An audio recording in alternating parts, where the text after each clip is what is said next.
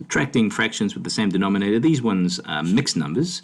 So the best way to do these really is to convert all of these into improper fractions.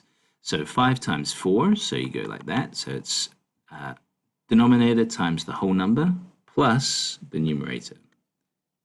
Okay, so it'll be 5 times 4 is 20, plus 2 is 22. So we rename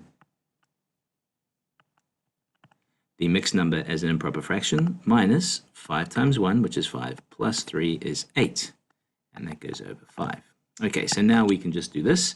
So 20, we know that the answer is going to be in fifths. 22 minus 8, so that's 14.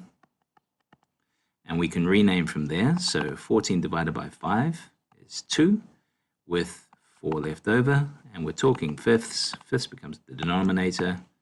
So that becomes the final answer.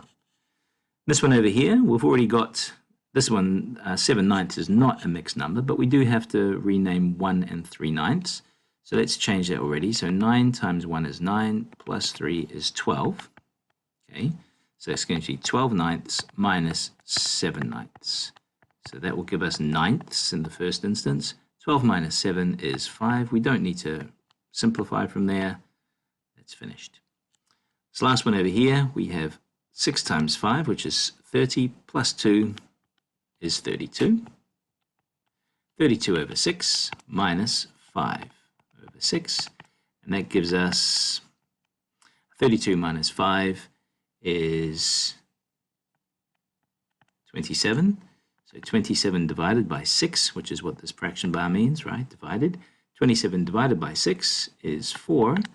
And we have 3 left over, and that goes over the denominator, which is 6.